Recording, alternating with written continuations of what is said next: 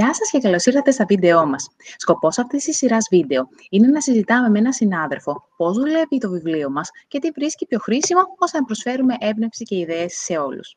Σε αυτό το βίντεο θα μιλήσουμε για το Picto Plus à deux, μια σειρά που απευθύνεται σε εφήβους. Μαζί με την κυρία Νάνση Ζαμπάντη θα δούμε πώς δουλεύουμε την Page d'Ouverture, αλλά και ένα μονοσέλιδο μάθημα που περιλαμβάνει εκμάθηση λεξιλογίου και γραμματικής. Κυρία Ζαμπάντη, ευχαριστούμε πάρα πολύ που είστε εδώ μαζί μας. Καλημέρα σας. Σας ευχαριστώ και εγώ πάρα πολύ για αυτή την πρόσκληση. Χαίρομαι πάρα πολύ που είμαι εδώ μαζί σας να συζητήσουμε για αυτό το εγχειρίδιο, το καταπληκτικό εγχειρίδιο που μας έχετε δώσει, που έχετε φτιάξει για μας. Σας ευχαριστούμε πραγματικά πολύ. Πολύ ωραία. Λοιπόν, πάμε να τα δούμε λιγάκι έτσι με τη σειρά. Ναι. Ξεκινάμε λοιπόν από την αρχική σελίδα, την Page d'Ouverture, έτσι, κάθε ενότητας. Παίζει πολύ σημαντικό ρόλο, καθώς λειτουργεί σαν επανάληψη.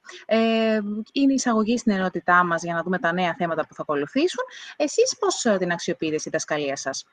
Λοιπόν, η Page d'Ouverture βοηθάει πάρα πολύ τα παιδιά μέσω των εικόνων να καταλάβουν περί τίνος πρόκειται η ενότητα, γιατί πράγμα δηλαδή θα μιλήσουμε. Οπότε ξεκινάμε με ερωτήσεις, ας πούμε, τι βλέπετε σε αυτή την εικόνα, κάνουμε μια συζήτηση μέσα στην τάξη, τι ακούσματα έχετε πάνω σε αυτή την εικόνα, ας πούμε, πού πιστεύετε ότι βρίσκεται σε μια λαϊκή αγορά, βρίσκεται σε ένα εστιατόριο, βρίσκεται στο δρόμο.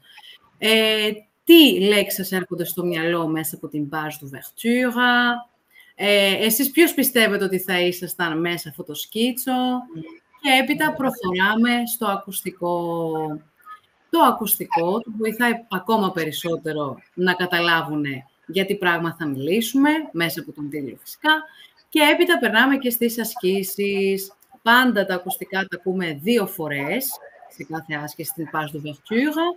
Την πρώτη φορά το ακούμε ολόκληρο το ακουστικό της Page d'Ouverture, αφού πρώτα έχουμε κάνει τη συζήτηση.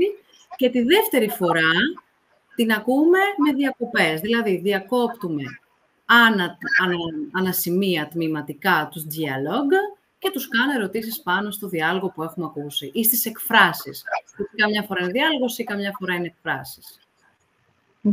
Πολύ ωραία. Επομένως, με όλο αυτό που πολύ ωραία μας περιγράψατε, είμαστε έτοιμοι να μπούμε στην ενότητα. Γιατί τα παιδιά έχουν ήδη έτσι, μπει στο νόημα, έχουν ήδη δει κάποιες πρώτες λεξούλες και περνάμε λοιπόν ακριβώς στο πρώτο μας μάθημα, το οποίο είναι μια σελίδας. Ξεκινάει πάντα από μια ακουστική δραστηριότητα που δίνει και την ευκαιρία στους μαθητές να ανακαλύψουν μόνοι τους το λεξιλόγιο. Οπότε θα θέλαμε να μας πείτε πώς εισάγετε το καινούριο λεξιλόγιο και πώς ανταποκρίνονται οι μαθητές σας σε αυτή τη διαδικασία. Λοιπόν, τις περισσότερες φορές κάποιες από τις λέξεις τα παιδιά τις γνωρίζουν ήδη, είτε από προηγούμενο επίπεδο, είτε από προηγούμενα μαθήματα, όταν αναφερόμαστε π.χ. στην Unité 2, 3 κτλ. Οπότε αρκετές από αυτές τις ξέρουν. Πάντα κοιτάμε την πρώτη άσκηση, σε συνδυασμό με το λεξίκ που δίνεται από κάτω, πάντα στα παιδιά, τους λέω, παρατηρήστε το λεξίκ. Υπάρχουν λέξεις που γνωρίζετε? Και ανάλογα τώρα τη θεματική της ενότητας, τους κάνω και ερωτήσεις. Εσείς ποιο τρώτε από όλα αυτά τα λιμό, π.χ. που έχουμε εδώ? Το προτιμάτε για πρωινό, για μεσημεριανό κτλ. Έπειτα περνάμε στο ακουστικό, αφού τους εξηγήσω τι πρέπει να γίνει πάνω στην άσκηση. Όπως σας είπα ξανά, ακούμε το ακουστικό ολόκληρο την πρώτη φορά. Ακόμα μια δεύτερη φορά τμήματικά για να μπορέσουν να απαντήσουν και ακόμα μια τρίτη φορά, αν υπάρχει χρόνος, που τις περισσότερες φορές υπάρχει χρόνος, για να μπορέσουμε να επιβεβαιώσουμε τις απαντήσεις. Και το συζητάμε. Αυτό για το πρώτο λεξιλόγιο. Πώς, έτσι, αφού το κάνουμε ωραία, πάρα πολύ ωραίο το λεξιλόγιο, μετά τα παιδιά πώς μπορούν να το αφομοιώσουν? Το συζητάμε, το χρησιμοποιούμε σε προτάσεις μέσα στην τάξη. Είτε μπορεί να σηκώσω κάποιο παιδί στον πίνακα και να του πω «Εσένα τι σου έρχεται πρώτο στο μυαλό με αυτή τη λέξη? Θα μπορούσες να μου φτιάξεις μια πρόταση?» Φυσικά με τα στοιχεία, τα γραμματικοσυντακτικά, τα οποία ξέρει το παιδί. Αν έχουμε τον χρόνο να το κάνουμε αυτό, ιδάλλως θα κάνουμε προφορικά. Φτιάχνουμε προτασούλες προφορικά. Ή, όπως σας είπα και πριν, τους κάνω ερωτήσεις πάνω σε αυτό το κομμάτι. Έπειτα, επειδή στο τέλος του μαθήματος κάνουμε και το προφορικό, αυτό το μίνι προφορικό που θα δούμε λογικά και μαζί σε λίγο, που έχει στο τέλος κάθε leçon, κάνουμε ούτως ή άλλως ξανά εκεί το dialogue, οπότε τους δίνεται ευκαιρία καθ' όλη τη διάρκεια του πρώτου μαθήματος να συζητήσουμε χρησιμοποιώντας το ίδιο λεξιλόγιο, για να τους μείνει μέσα στο μάθημα, ούτως ώστε να μην δυσκολευτούν στο σπίτι στην κατανόηση. Εντάξει, έχουμε μετά και το cahier d'activité, έχουμε και το mini ειδικό. Νομίζω ότι το λεξιλόγιο έτσι ολοκληρώνεται πολύ ωραία.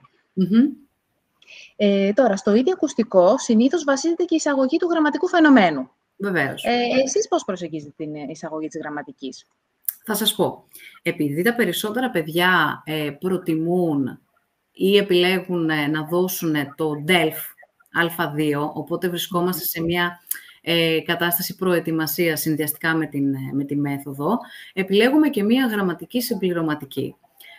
Βέβαια, για ένα παιδί, να το πω και αυτό, το οποίο δεν χρειάζεται να δώσει το πτυχίο και απλά θέλει να περάσει και αυτό το επίπεδο, η γραμματική που υπάρχει στο βιβλίο και με τον τρόπο με τον οποίο παρουσιάζεται στο cahier d'activité, που έχει πάρα πολλές ασκήσεις, δεν τον αφήνει να φύγει από αυτή την ενότητα χωρίς να έχει κατανοήσει πλήρως το γραμματικό φαινόμενο. Αλλά γνωρίζετε όλοι ότι όταν έχουμε προετοιμασία για εξετάσεις, χρειάζονται περισσότερες ασκήσεις για τα παιδιά. Για την επανάληψη κυρίως. Οπότε, τι κάνω εγώ? Εγώ το δουλεύω λίγο διαφορετικά. Από το προηγούμενο μάθημα, αν π.χ. τα μαθήματα μέσα στην εβδομάδα είναι 2, το ένα από τα 2 μαθήματα είναι αφιερωμένο στη γραμματική και στις ασκήσεις. Οπότε, από το προηγούμενο μάθημα έχουμε φροντίσει να κάνουμε αυτό το γραμματικό φαινόμενο μαζί, να δούμε κάποιες ασκησούλες έξτρα μαζί, θεωρητικά και λίγο πρακτικά. Οπότε αυτό έρχεται σε συνδυασμό με το μάθημα της πρώτης ενότητας ή του πρώτου μαθήματος στο πίκτο, όπου θα ξαναδούμε το γραμματικό φαινόμενο, πρακτικά αυτή τη φορά, και θα το ακούσουν κιόλας μέσα στους διαλόγους. Κάθε φορά λοιπόν που συμβαίνει αυτό, θα τύχει να σταματήσω το ακουστικό κάποιες φορές και θα τους πω, εδώ το αναγνωρίζετε αυτό? Τι είπε, ας πούμε, ο τάδε? Μας θυμίζει κάτι? Και έχουμε έτσι την ευκαιρία να ξαναδούμε αυτό το γραμματικό φαινόμενο. Και προχωράμε φυσικά και στις υπόλοιπες γραμματικές ασκήσεις. Αυτό άλλωστε είναι και το ατούτο, όπως ακριβώς το περιγράψατε, ότι με το πρώτο ακουστικό εστιάζουμε στο λεξιλόγιο, το ξανακούμε, εστιάζουμε στη γραμματική, αλλά τα παιδιά τα έχουν ακούσει μέσα σε ένα φυσικό διάλογο. Ακριβώς. Και αυτό είναι ακριβώς που κάνει έτσι και ιδιαίτερο το πικτό. Και όπως είπατε και προηγουμένως πολύ σωστά, το μάθημα ολοκληρώνεται πάντοτε με μια προφορική άσκηση. Μας δίνει και την ευκαιρία και να ανακεφαλαιώσουμε αυτό ακριβώς που είπατε και πριν, όσα μάθαμε στη σελίδα μας, αλλά και λειτουργεί σαν μικρή αξιολόγηση, γιατί αν έχουμε κοιτάξει ειδικά και τα αφήσουμε τα παιδάκια να μιλήσουν, εμείς περνάμε, ακούμε λίγο τι έχει γίνει στο μάθημα, όλα έχουν πάει καλά, τα έχουν καταλάβει, θα πάνε σπίτι έτσι λίγο πιο έτοιμα. Οπότε, ναι, λίγο να δώσουμε λίγο έμφαση σε αυτό. Λοιπόν, εσείς πώς θα ανταποκρίνετε οι μαθητές σε αυτό? Θα σας πω, αυτή την άσκηση εγώ τη δουλεύω 2 φορές. Γενικά προσπαθώ σε κάθε μάθημα να υπάρχει ένα μίνι προφορικό, έστω και ένας πολύ μικρός διάλογος ερωτήσεων, είτε μεταξύ εμού και των μαθητών, είτε μεταξύ των μαθητών. Την πρώτη φορά λοιπόν που θα κάνουμε αυτή την άσκηση, θα κάνω εγώ τις ερωτήσεις στα παιδιά. Είναι η πρώτη φορά που έχουν έρθει σε επαφή με το λεξιλόγιο, την ημέρα που κάνουμε τη σελίδα τη συγκεκριμένη. Οπότε κάνω εγώ τις ερωτήσεις και προσπαθούμε να κάνουμε έτσι ένα mini dialogue. Στο επόμενο μάθημα που θα έχουν ξαναδιαβάσει αυτό το λεξίκα με την ηρεμία του στο σπίτι, θα έρθουν λοιπόν στο μάθημα και θα ξανακάνουμε την άσκηση. Αυτή τη φορά θα προτιμήσω να το κάνουν τον διάλογο μεταξύ τους, για να δω πώς είναι και η διάδραση. Πολύ ωραία. Πολύ ωραία και αυτή η προσέγγιση. Να δούμε λίγο, απλά πριν κλείσουμε, να δείξουμε αυτό που λέγαμε προηγουμένως, ότι στο cahier d'activité οι μαθητές έχουν έτσι εξτρά ασκησούλες να κάνουν, επομένως ολοκληρώνεται και η γραμματική και το λεξιλόγιο, βλέπουμε εδώ. Αναμάθημα. Είναι καλυμμένο. Έχουμε και τις exercices complémentaires. Βεβαίως. Σε περίπτωση που έχουμε και πάλι χρόνο συντάξει, μπορούμε και εκεί να πάμε να κάνουμε πάλι ασκησούλες ανά leçon. Θα Θα ήθελα να πω και σε αυτό το σημείο ότι οι ασκήσεις που έχει στο Cahier d'Activité, να ξανατονίσω ότι δεν τους αφήνει να φύγουν από την συγκεκριμένη ενότητα χωρίς να έχουν αφομοιώσει όλες τις καινούργιες πληροφορίες, ούτως ώστε να πάμε μετά στο τεστ της κάθε ενότητας και να τις ξαναδούμε όλες μαζί. Και πολύ σημαντικό είναι να δουλεύετε και η πρώτη σελίδα του κάθε μαθήματος στο Cahier d'Activité, όπου δουλεύουμε πολύ την prononciation. Αυτό αρέσει πάρα πολύ στα παιδιά. Το βρίσκουν και αρκετά παιγνιώδες. Δηλαδή γελάνε, διασκεδάζουν, τους αρέσει, πειραματίζονται με την προφορά. Τους αρέσει πάρα πολύ αυτό το κομμάτι. Πολύ ωραία, γιατί συνήθως έχουμε μια τάση να το αμελούμε λίγο, οπότε είναι πολύ ωραίο γι' αυτό. Εγώ προσωπικά δεν το αμελώ καθόλου. Προσπαθώ πάρα πολύ τα παιδιά να έχουν όσο γίνεται, γιατί είναι και Έλληνες, δεν είναι τόσο εύκολο, το ξέρουμε όλοι, όσο γίνεται να έχουν πιο σωστή προφορά, τουλάχιστον τα ένρη, να μπορούμε τουλάχιστον να το πούμε όσο πιο σωστά γίνεται.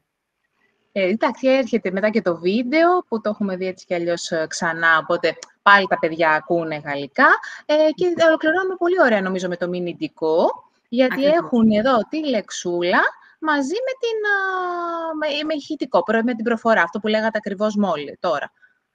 Οπότε πάλι στο σπίτι. Λίγο διαφορετικά και το μηνυτικό. Λοιπόν, αυτό το έχουμε εκτυπωμένο, φυσικά και το ακούνε τα παιδιά καθ' όλη τη διάρκεια της ενότητας, όμως στο τέλος κάθε ενότητας με το μηνυτικό, αν πρόκειται για τάξη, χωρίζονται τα παιδιά σε ομάδες και κάνουν ένα mini projet, το οποίο μπορεί να είναι κάποιες φορές σε συνδυασμό με την παραγωγή γραπτού λόγου του Cahier d'Activité, που υπάρχει πάντα στο τέλος. Ή αυτό, ή αν πρόκειται για ιδιαίτερο μάθημα, εντάξει, εκεί είναι ακόμα λίγο πιο εύκολα τα πράγματα, γιατί μπορεί να επιλέξει ο μαθητής αυτό που θέλει και φτιάχνει ένα mini projet με εικόνες πραγματικές ή βίντεο πραγματικά που έχει ψάξει στο διαδίκτυο μόνος του και κάνει μια μικρή presentation. Πάρα πολύ ωραίες αυτές. Γι' αυτό ακριβώς είναι ο σκοπός των βίντεο αυτό, να δώσουμε ιδέες και στους άλλους συναδέρφους, να τα μοιραστούμε. Ευχαριστούμε πάρα πολύ που ήσταν εδώ σήμερα. Όλα πολύ ενδιαφέροντα αυτά που μας είπατε. Και εγώ σας ευχαριστώ πάρα πολύ για αυτή την πρόσκληση. Σας ευχαριστώ πολύ. Και για το υπέροχο εγχειρίδιο θα πω ξανά. Ευχαριστούμε. Εντάξει, είμαστε πολύ χαρούμενοι για το πυκτό. Λοιπόν, ευχαριστούμε πάρα πολύ και εσάς που μας παρακολουθήσατε και θα τα πούμε σε ένα επόμενο βίντεο. Γεια σας.